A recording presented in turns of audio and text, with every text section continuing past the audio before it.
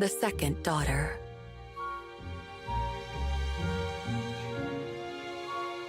Several years had passed since the princess was abducted.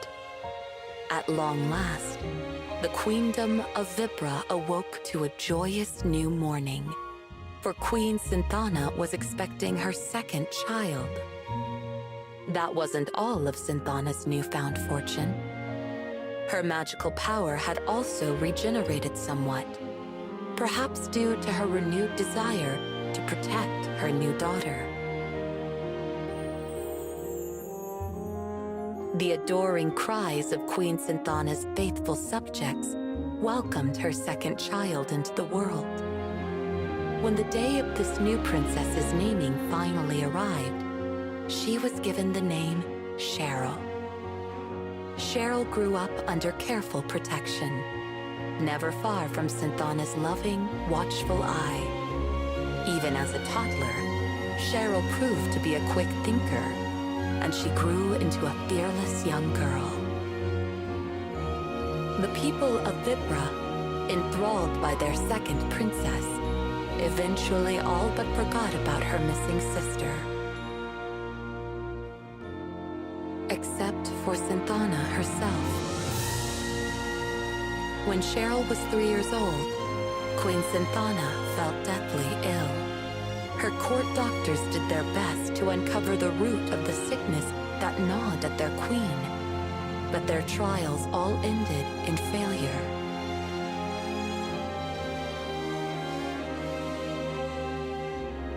Queen Synthana withdrew from the public eye and spent her days lying in bed. Still, the young Cheryl would regularly visit the queen's bedroom, where her mother was usually well enough to teach her magic. At times, though, Synthana could do nothing but silently gaze into the distance. Cheryl sensed a great sadness in her mother's heart. She worked hard to make her mother smile again, doing her best to stay positive and clearly demonstrate the progress she'd made in her magical training. But Cheryl knew the truth. The queen had never given up the search for her unnamed sister. This created an unspoken tension between mother and daughter, a tension that even Prince Garland couldn't understand. Time passed, but Synthana showed no signs of recovery. The queen grew more and more gaunt by the day. Mother's going to die. Cheryl murmured one evening at the dinner table. Her words struck a dissonant chord with Prince Garland. He believed he knew the cause of his wife's terrible illness: grief for the twin losses of her firstborn and her magical powers.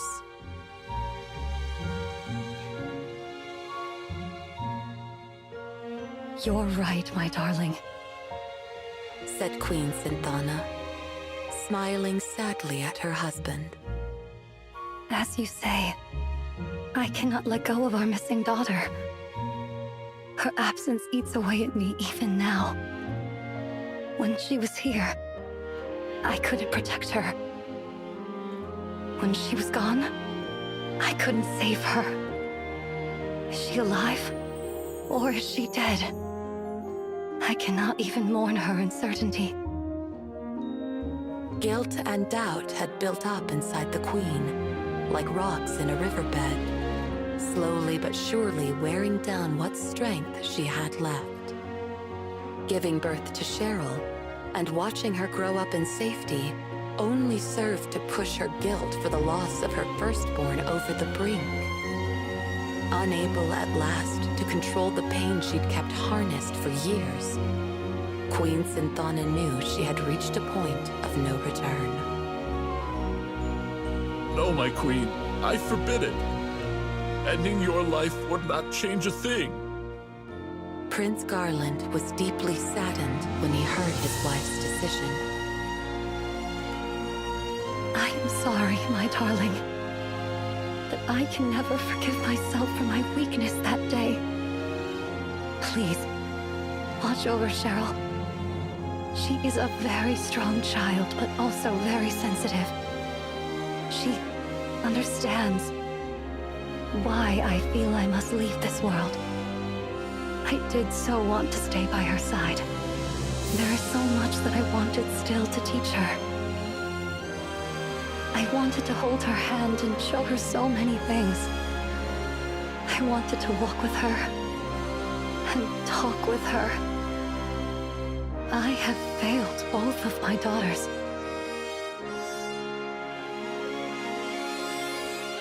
Sensing something was amiss, Cheryl came running into the room. She dashed over to her mother and clung fast to her. Her attendant stepped in soon afterwards, but maintained his distance from the family. I beg your pardon, Your Highness. I was unable to stop Princess Cheryl. Never mind. Thank you, Sebastian. Synthana smiled at the attendant to assuage his guilt. She then caressed Cheryl's hair gently. Cheryl, you're such a strong girl. Mother, don't. Cheryl felt the weak touch of her mother's fingertips. She could tell the queen barely had any strength left.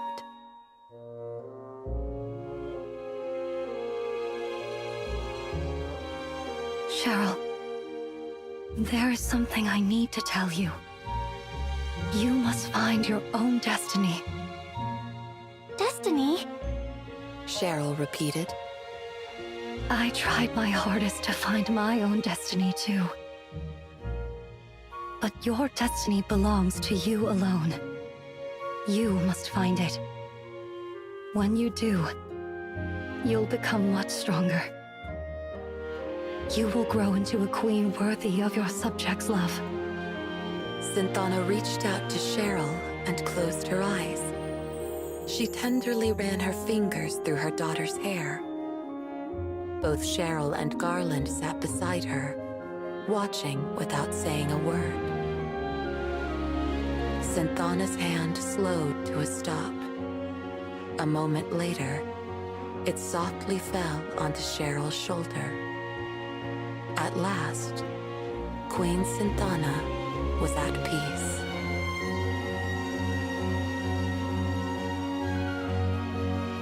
I see. This is an old memory. A memory about my older sister who went missing. Oh, how her disappearance haunted you, Mother.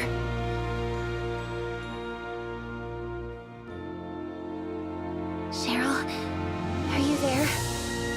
It's like I can feel you beside me. It's so strange.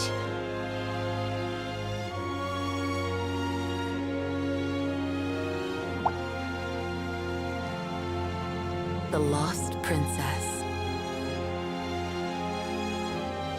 In the ancient Vibran tongue, Kina means destiny. The kidnapped princess was passed along like an unwanted gift. Eventually, fate brought the nameless princess to the frontier town of N.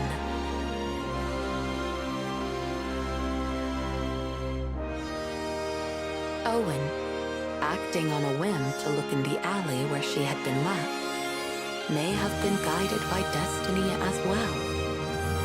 When he saw the abandoned child, Owen felt a mysterious, luminous presence around her. It was a manifestation of Queen Synthana's desires to protect her daughter.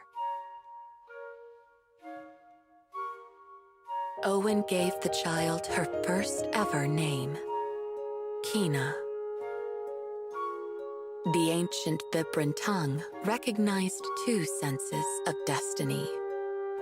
One is the state of a person as they drift through life, following the whims of society around them. But the other sense describes the path that a person finds for themselves.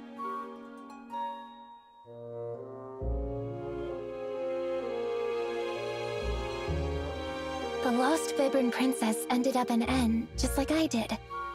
And then she met Owen. Wait, It can't be, can it? The lost princess. She's me. Cheryl. Kina. I don't know what to say. That woman in the light, she's my mother.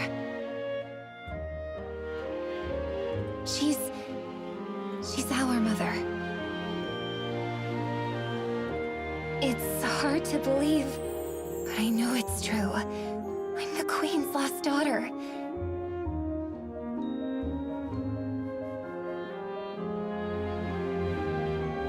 What was she like, Cheryl? You know, our mother. She was deeply sad. The mother I knew as I grew up was nearly always crying. They say she used to smile resolutely upon her subjects, but that was not the Queen, not the mother that I knew. It was hard for a child to bear. Very, very hard. Seeing her lie there, disconsolate, knowing that she had lost someone whom I could never replace. Mother never saw me. Not really. Though I stood right before her. Mother's heart was filled with my sister's absence. It had no room for me. It is so very hard to feel unloved. And I felt it every single day. Oh, Kina, how you must despise me. How selfish you must think I am. I don't think you're selfish, Cheryl. I even understand how you feel. Growing up, I had family in Owen, but I still always felt this deep, sharp pang of loneliness. It's painful not knowing who you are. When you felt that spirit, it never occurred to you it was your mother? I mean, I always felt like someone was protecting me, but I've had powerful magic since I was little. I just thought it was part of that. I never imagined it was my mother. When I realized that my own mother was protecting you, I couldn't help but feel strange. And I'll admit, angry as well. Suddenly, I was that selfish, jealous little girl again. I wish that I could take back the horrible things I said to you. I'm not the only one she protected. I know I wasn't fully conscious, but I could still feel it so clearly. Our mother appeared that day to protect both of us. Kina. I know she did. You're right. Deep down, I felt it too. Right? Thank you, Kina. Perhaps she will appear again someday. I'm sure she will. You know how good we are getting into danger. Well, the next time she appears, we certainly have something to tell her. We do? What's that? How much she means to our family, of course. Yeah, you're right. Let's talk to her together as sisters. Yes, let's.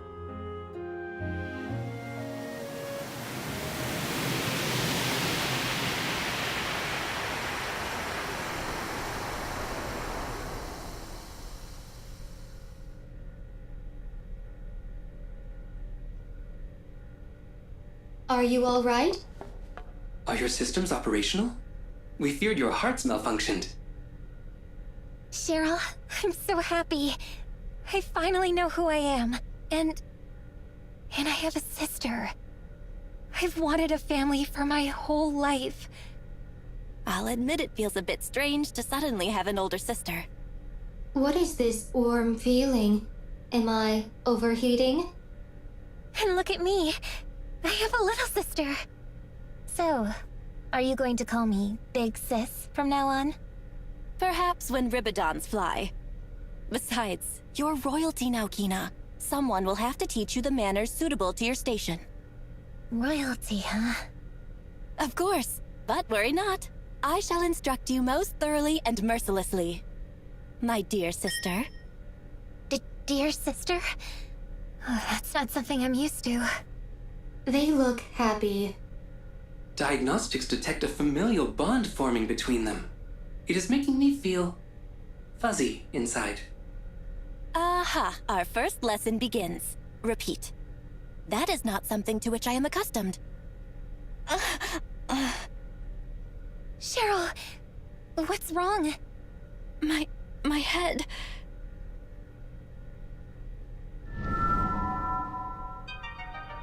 The time is nigh.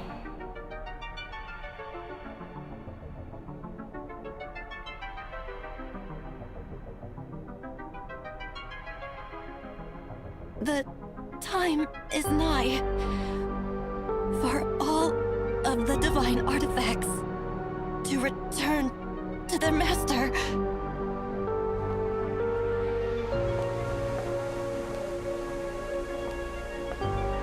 Cheryl?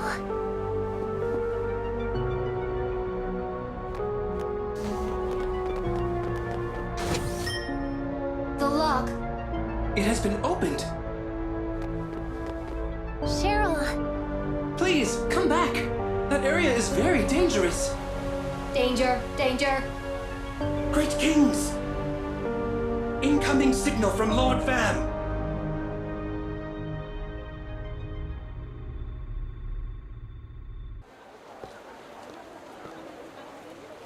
They must be in the world of machines. I've got to get one of those jewels and warp there somehow. But how? Welcome! Come, take a look. We've got a whole new stock of items, fresh off the Uzra. The Uzra? Of course! I should try talking to the captain of the Uzra. As for Kina and Cheryl, I should tell Owen and Sebastian. But what could I even say to them? Oh, young man. Surely something I have tickles your fancy. Sure.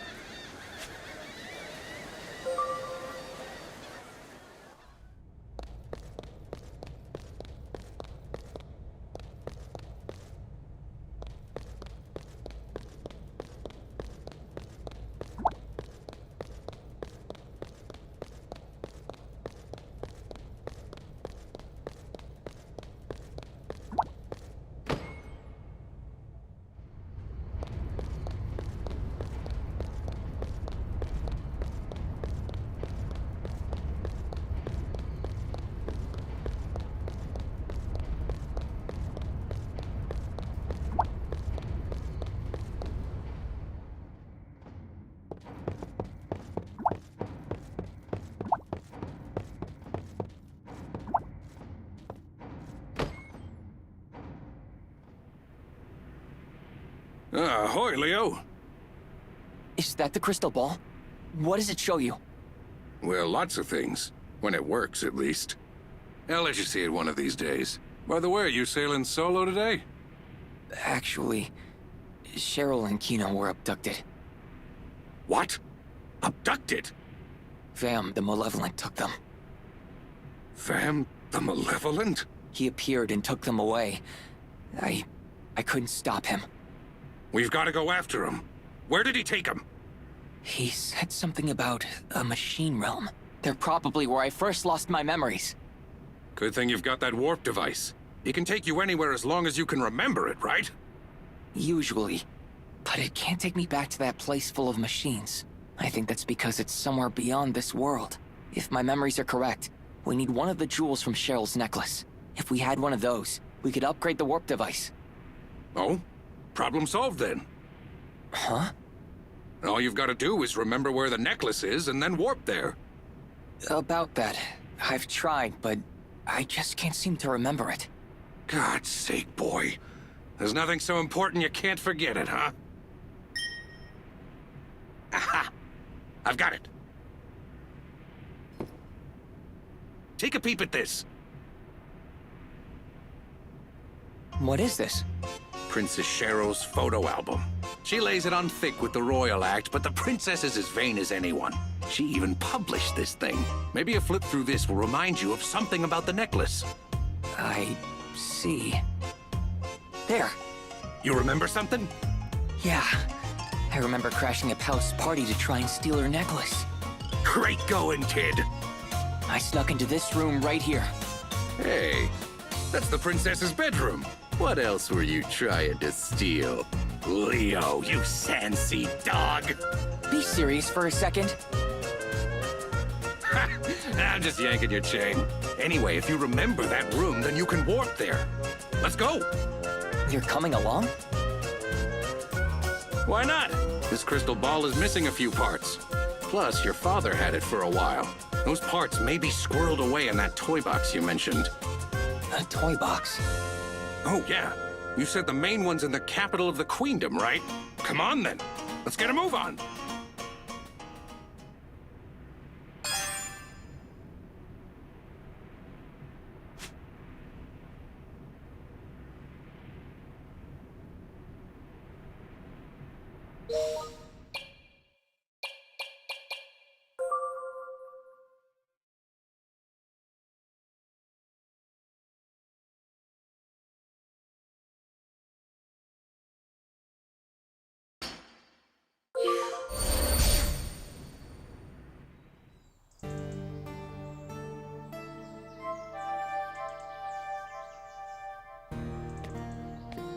Oh, Cheryl, I can't help but worry about you.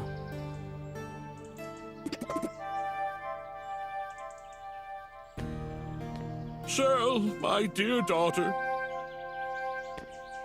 you will always be my little girl. The thought of you growing up and moving farther and farther away, it is almost too much to bear.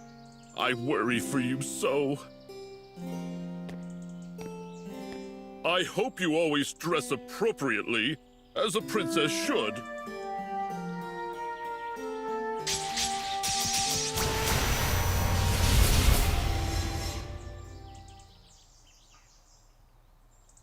Whew. So, did we make it? So this is what's in style with the young people nowadays. Oh.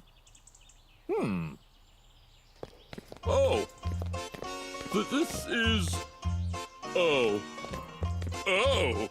So, you've grown to wear such things as this.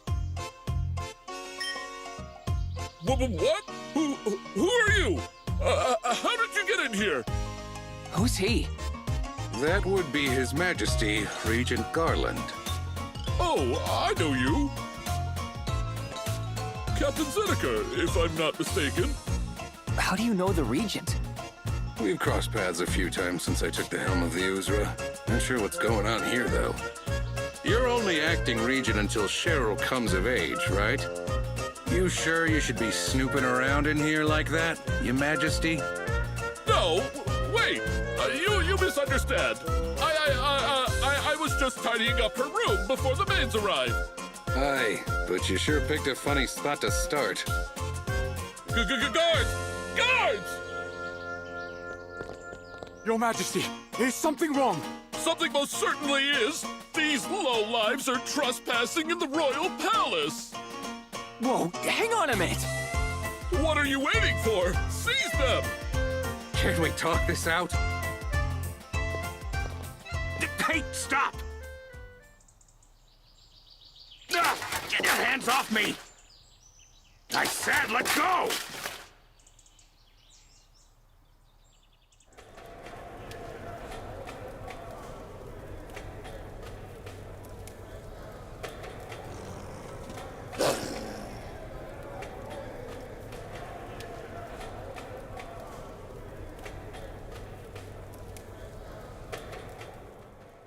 This can't be good.